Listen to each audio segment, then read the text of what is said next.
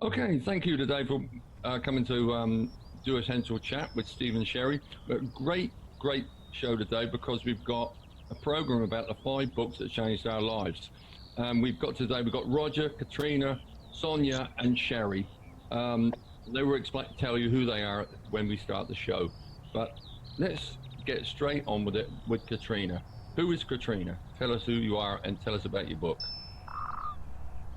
Sure.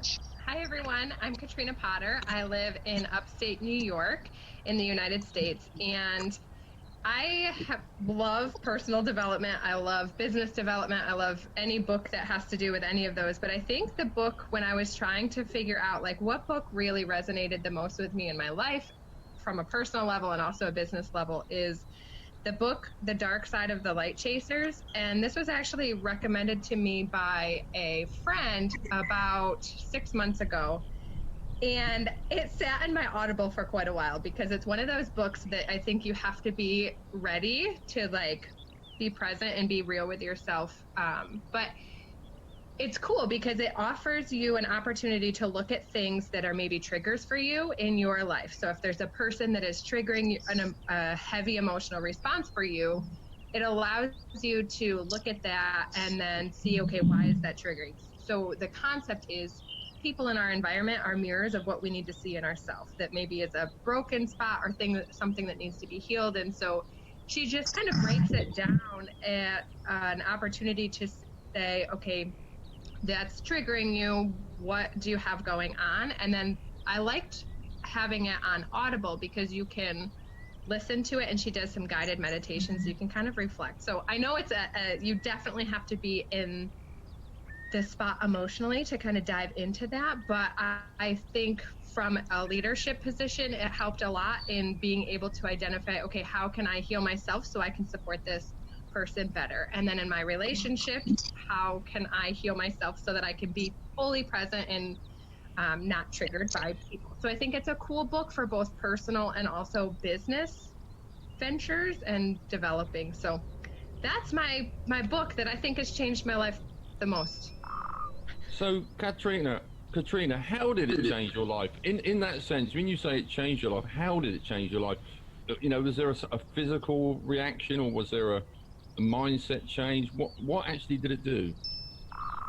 I think so finding a sense of internal peace, I guess, is one of the things that I take away from that book the most, because I think when we don't even identify or realize that people or things are triggering us, it's constantly stressful. Whether it's we're on a call with someone and we're being triggered and we don't call it that, right? When we're on a call, we're not maybe saying, wow, they're triggering me, but something is coming up and it is causing some sort of a friction emotionally for us, or we're interacting with a friend or something and there's like this trigger. And so when I started identifying different things that were causing an emotional adverse reaction for me and healing those, I just found this sense of peace around my business, around my personal life. And I feel like I just am transitioning with ease now because I don't feel those triggers. And every once in a while I do, but I can pinpoint it as, okay, this isn't on that person.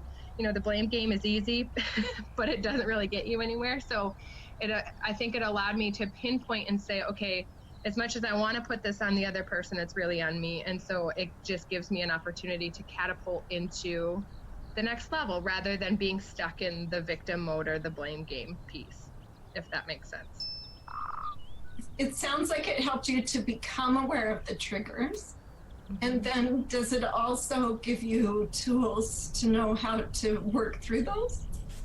She does, yeah. And a lot of it is through, like, there's some guided meditations, which kind of helps transition that. But yeah, she gives a little bit of like ideas on how to heal out of words that maybe trigger you or different things. So yeah, it's a definitely a really strong book in the personal development avenue, but it's intense. I love it. What I love about it is it's not really focused on business, and yet healing those things impacts your business. Yeah. And I find that sometimes, like, if I dive into business development, and I get all of these great tools, but I haven't taken that next step from like a personal development standpoint. I can have all the business tools in the world, but until I do whatever needs to be done personally, then nothing really happens. So I like to shift back and forth, and this is definitely one that I spent a little bit more time on just because it's heavy. I have to say, I have gone through the first chapter of that book, and one thing I did like about it, I like the idea is it took your negative and said it is a power, and that's what I did like about it. And because being English, we're not exactly the most positive people in the world, so we love our negative bit and we use it every day. You know, even when we're making a cup of tea, we kind of use our negative side. But so I do like, I mean, I'm getting a bit excited to read the rest of it because obviously it's helped you a lot. So even with my ears burning, I am going to listen to that book. Good. It's really good. And she does, like, she take the negative word and use it to empower you. So like, if the word, I'm just going to give like a little example. So let's say the word lazy is a huge trigger for you. Like you will not say that you're lazy, will not. Like it just makes you extremely angry whenever you hear it. You have to own the word lazy in order to be empowered in whatever your opposite is. Action oriented, go getter, whatever. Because if you can own the negative and say, yeah, there are times when I'm lazy, but I'm really a powerhouse, it just allows you to catapult that strength and the positive even more. So it's cool. You should definitely check it out. It's good.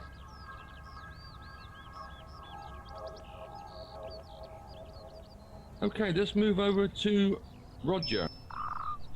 So yeah, I'm Roger, and thank you for having me today.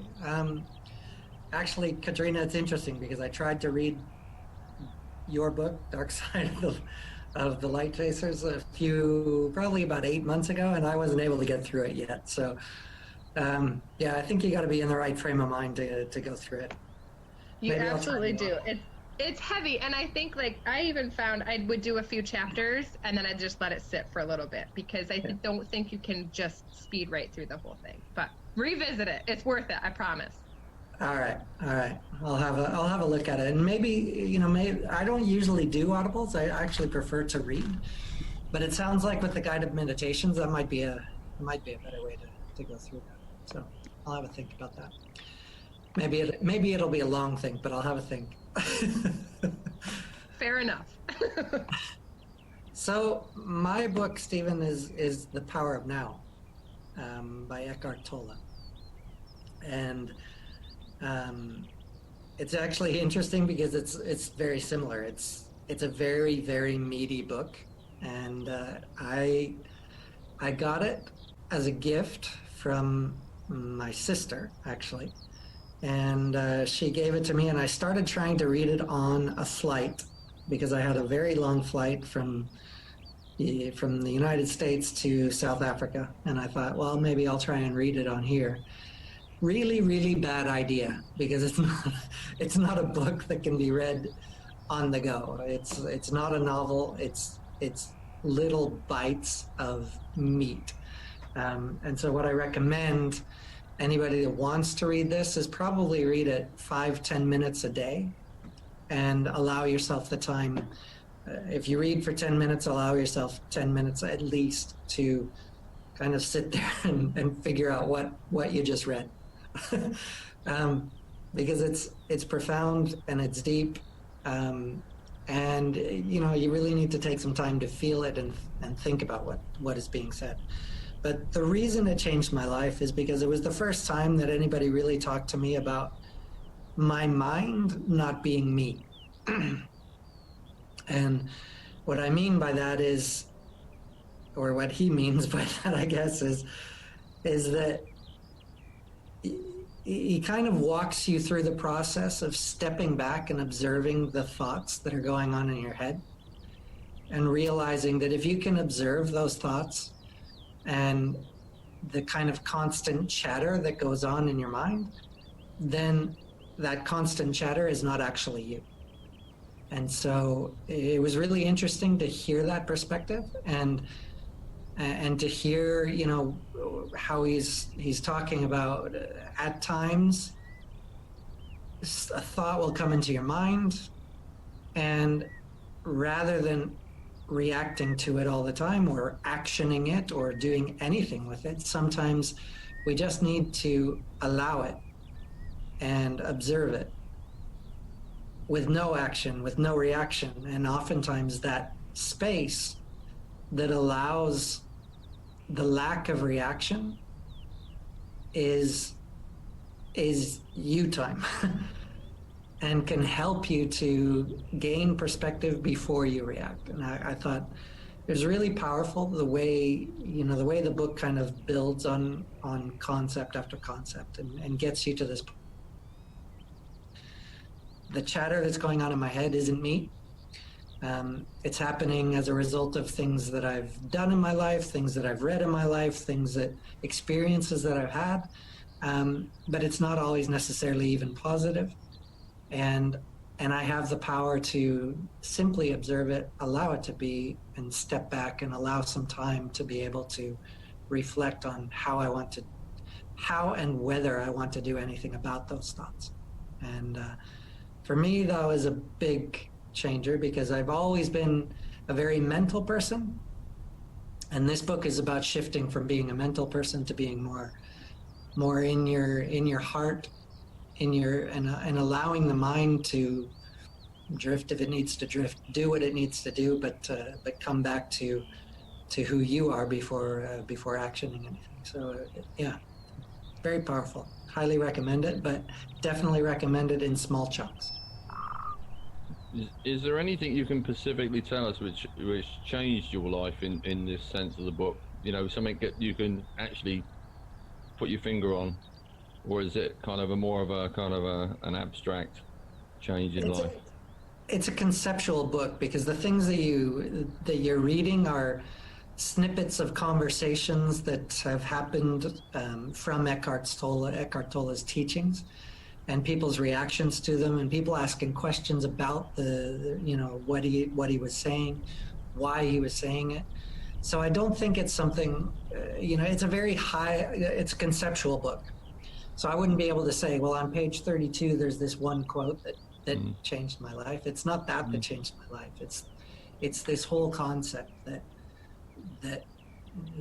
like I say, the mind does not control us and is not us. And if we can separate ourselves from our mind, then we will have more emotional stability and more emotional power. Do you think you're a better person because of it, or a better business person, or a better husband, or something like that? Or all of the above. All the above, okay. All of the above. Because at the end of the day, this is about communication with yourself, communication with others.